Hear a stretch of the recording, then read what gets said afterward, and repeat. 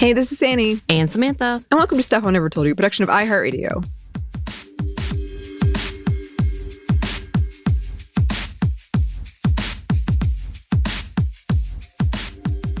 And we're back with another episode of Book Club. We did miss last month because of chaos.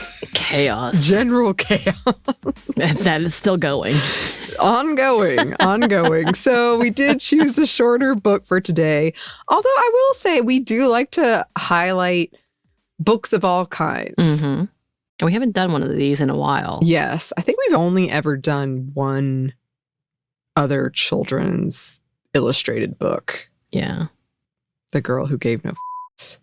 Was that the only one? Because I thought we did another one. Because we don't, even though it is a children's in quote book, The Girl Who Gave No F***s, we knew it wasn't a children's book. Right. But I felt like we had done another one as well. Am I confused? I might be confused. Who knows? We've done a lot of books. We have done a lot of books. I love this. I do too. I hope you listeners love it. I'm happy with things I would never have read if not for this segment. So I do appreciate it. I wish we could read. We've said before, sometimes we are limited because we do this once a month, how long the books can be. And there are plenty of books you listeners have sent in. And I'm like, yes, that one. Oh, 500 pages. Can't do that. But please know, we do take your suggestions. And some of them I've been like, I'm going to read that separately. Right. Like it won't be an episode on here, or maybe it will be, but I'm just going to, I can't do it in like a week. Right. So one day, I think this is the bane of his existence when we're a 6 days a week podcast and trying to stay up on top of things. The amount of research that we have to do is because we are our own researchers and all of that we don't have the hours and the days to do like big projects like that unless we split it up. But one day, if we actually see that somehow, for some reason, that we are ahead, we will tackle those books. Yeah, so don't stop sending the suggestions. Right. Because again, even if maybe we don't do them on here, I love getting a book suggestion. And there are plenty that you all have sent in. I'm like, oh, yes. But because the chaos of the previous month, the ongoing chaos, and the holidays, we did want to choose a shorter book. But as I said, we also like doing a bunch of different things. So today we're talking about the 2019 Canadian children's picture book, The Girl and the Wolf, written by Katherena Vermette and illustrated by Julie Flett. It is beautifully illustrated, and it's a lovely story. Vermette is a Métis writer from Treaty 1 territory in Winnipeg, Manitoba, and Flett is a Red River Métis and Swampy Cree artist and author. And Samantha, you got this from your local library, did you not? Well, no. So I cheated a little bit and I bought it, but it was bought as a used book. And it's from a library, not our local library. So it was in libraries, and you know how they sell off their books. Yeah. I got it that way because I wanted a hard copy because I love a good children's book anyway. So having this as a children's book was fantastic because the art is gorgeous. I think we've talked about this a lot in the past few episodes, but I just really love when we have tales, especially like Native Indigenous tales, First Nation tales that are so folkish, obviously traditional. I don't think this is not traditional. I think she created this one, correct? Yes. Yes. But it feels as if it has a lineage to the story, and I love the art that often is depicted with it, especially with like the newer artists who are translating what they hear. I love that. So having an actual hard copy that was from a library, it felt very nice. It smelled like a library too. Yeah, that is nice. It is really beautifully illustrated, and when I was reading it, I kind of immediately was like, is this like Little Red Riding Hood, kind of, sort of an inverse, because the main character, the girl, is in red. It's a wolf. And the author did say in a short interview at the back of my copy that European fairy tales of the big bad wolf just didn't make sense to her, and that they were unfair to the wolf, which I love. I also thought of The Boy Who Cried Wolf. But yeah, it's really, I like the contrast of the colors. And it just paints like a really good, moving, it does feel very like this is a story you would tell your kids. And I think it's a classic, bound to be. Yes. But yeah, the author did make clear that this story is inspired by other traditional stories, but she made it up. Yes. So quite quickly, the plot is that it follows a young girl in a red cloak who is running in the woods and ignores her mother's request to stay close. She gets lost as the sun is going down. She starts to worry when a wolf approaches her and asks her what's wrong. He asks her what she's going to do, and she responds she doesn't know. The wolf counters that you do know, in fact, and instructs her to close her eyes and think of what she does know. And the girl does, and the wolf waits patiently, and the girl realizes she does know that she can eat nearby berries and drink the nearby water. The wolf asks her again what she's going to do, and again, the little girl says she doesn't know. The wolf points out once again that she does, and the girl thinks for a moment before realizing she does recognize where they are. She starts running again until she finds her mother. And she tells her mother about the wolf, and her mother tells her that there are legends about wolves helping those in need. The little girl leaves a gift of tobacco for the wolf in thanks, and tobacco is one of the 4 sacred medicines traditionally. And that's it.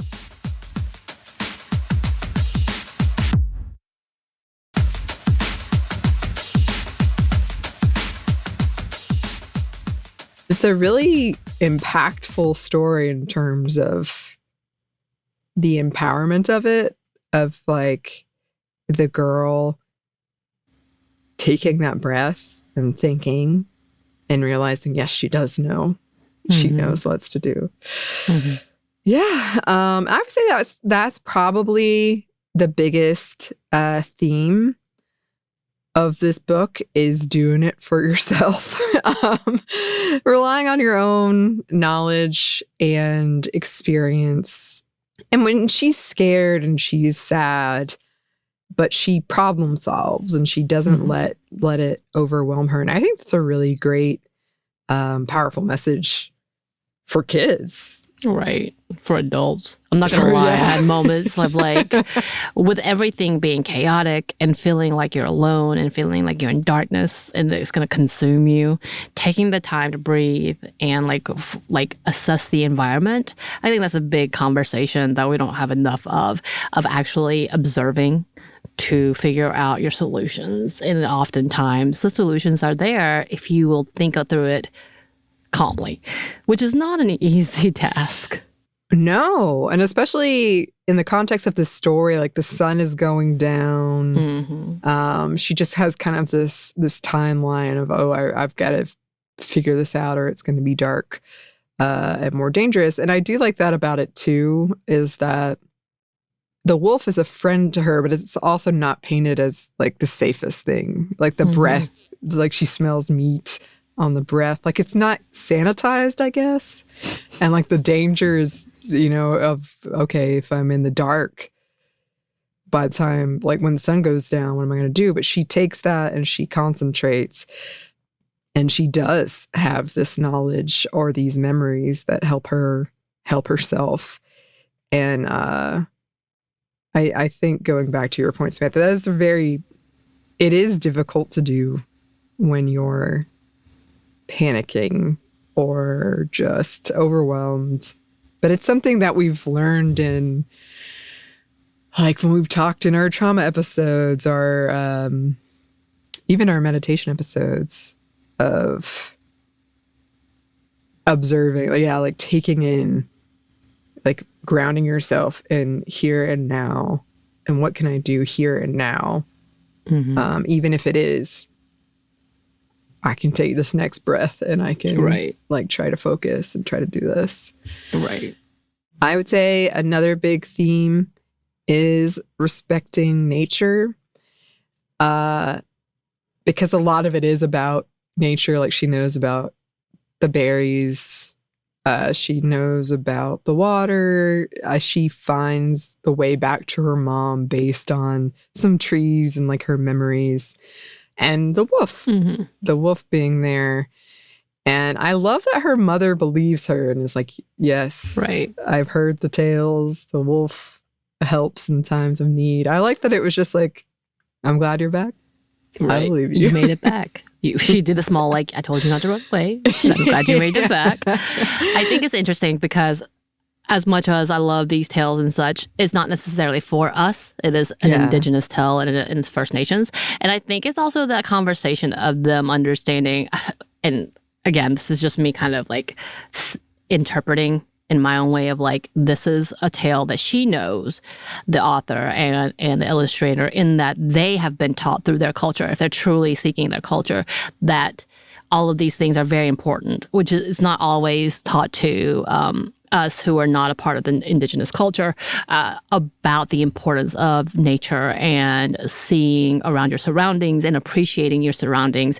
And instead of seeing horror or chaos or threats, seeing that as attributes to finding your way. And I think it could be a part of that conversation, is that we also know, and we've talked about many a times, especially with like activists around the world, when we talk about the fact that when it comes to Indigenous people, First Nations people, they are intersectional, because one of the biggest things that they understand beyond anything else is that Earth, nature, is a gift and it is not being honored enough. And I think like we know that is their first point of understanding that this is a living, breathing thing that needs to be respected. And so if you truly respect it, it will help you in return. So I feel like it's a very Indigenous tale in that way as well. Oh, yeah, totally. Like so many times when we do those episodes, or over on the other show I do, Savor, when we talk about Indigenous foodways,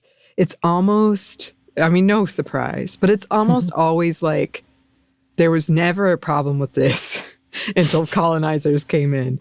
And now guess what? It's almost extinct. Like it's almost always they had an understanding and a balance and a respect for this is how much we can take and that's it. And it will replenish. And then colonizers came in and were like, but I want more and more and more and more and more. Right.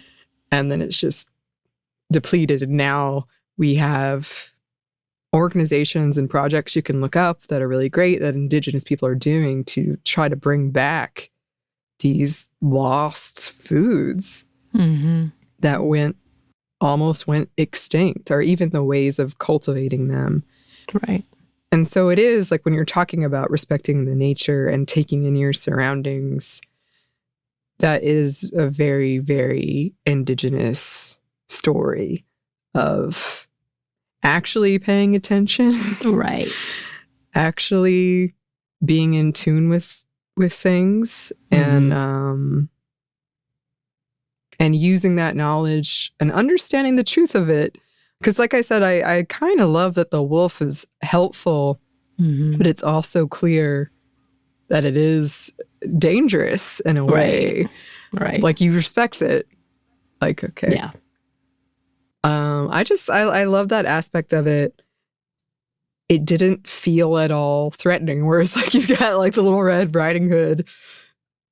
Very threatening, the wolf. Very threatening. I'm not gonna lie. There are a couple of moments of like, is this gonna turn scary? Like I was waiting for it for just a few seconds. Like when he's like, close your eyes, I was like, oh no, don't close your eyes. there was a couple of moments of like, nope, don't do that. Oh, okay, this is good. This is all right, I got you. Yeah.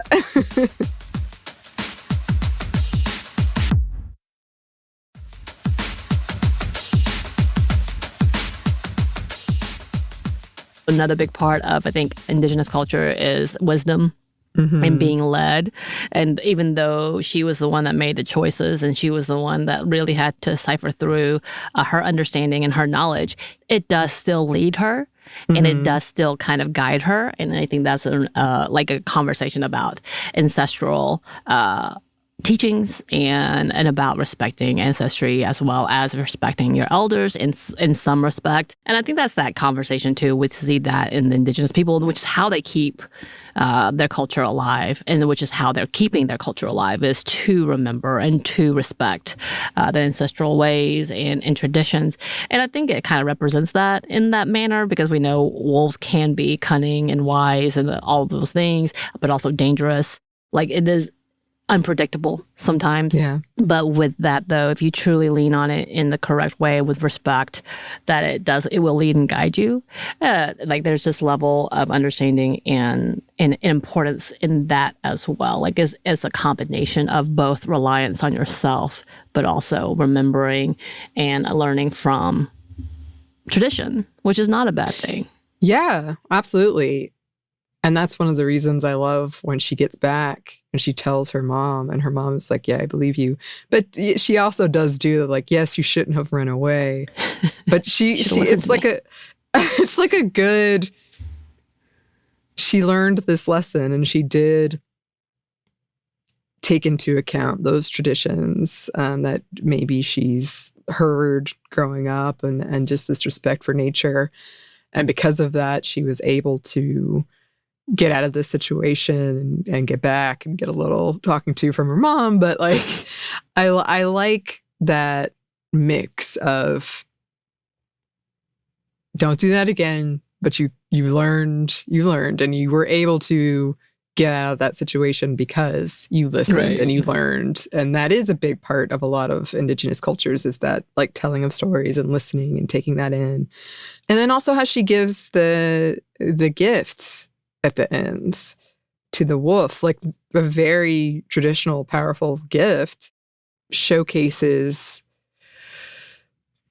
this listening to the earth, respecting all of that stuff of like, I know what the value of this was, and I'll give back in this way. And that's another thing, going back to our current issues around climate change and all of the damage that's been done, of like having this knowledge of, I realize what nature has given me, and I respect it, and here's a gift of my acknowledgement. I think that's a great lesson too. And especially, I know I'm talking about food a lot, but this just comes up a lot in Savor. But like, where a lot of us are cut off from where our food comes from, a lot of us are cut off from nature. And so having this moment of like recognizing nothing comes without any price, and we need to respect that and take that into account when we're moving about in the world and trying to survive in the world. Right.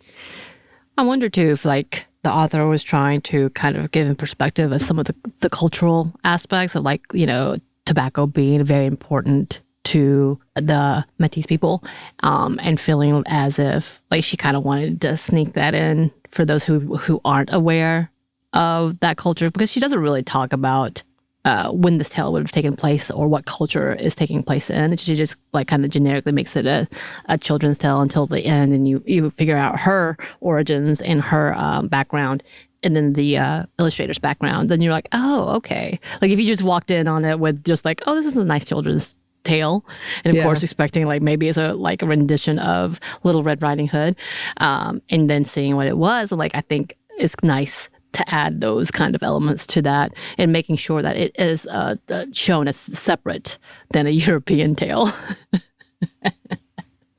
Yeah, for sure. I mean, I certainly was like, I immediately looked at the colors of like, oh, Little Red Riding Hood. It's a wolf. But then I really loved this take on the clearly acknowledging that a lot of us might think that first. Right. And I like this take on, at the end, she thanks the wolf for the knowledge and for the help, and for showing her, for reminding her that she had the tools she needed, because she has listened. She has paid attention. I really enjoyed it. I thought it was a great story. Wish I had read it when I was a kid. Right. It was one of those moments. I did pick up the picture book and I was like, I'm going to read aloud to Peaches like she's a child. Because I felt like I needed to do that. Yes. I didn't, listeners. I didn't, but I really wanted to. I think you should have. Peaches would have Pulled loved it out and then just showed her all the pretty pictures. Because I was like, look, do you want me to read you a tale? She did not care. Oh. She was not appreciative. She was not the wolf for me. Not helpful in any way. Mm-hmm. There's a lesson to be learned from that as well. She does have the meat breath, though, so there's that. There we go. There we go. Well, yeah, listeners, I highly recommend checking it out. And if you have any suggestions for books of any type, because yes, we do like to do all kinds of things on this segment, please let us know. You can email us at stephanieandmomstuff@iheartmedia.com. You can find us on Twitter at momstuffpodcast or on Instagram and TikTok at Steph Will Never Told You. We're also on YouTube, and we have a TeePublic store, and we have a book. We have a book you can get wherever you get your books. Thanks as always to our super producer Christina, our executive producer Maya, and our contributor Joey. Thank you. And thanks to you for listening. Stuff I Never Told You is a production of iHeartRadio. For more podcasts from iHeartRadio, you can check out the iHeartRadio app, Apple Podcasts, or wherever you listen to your favorite shows.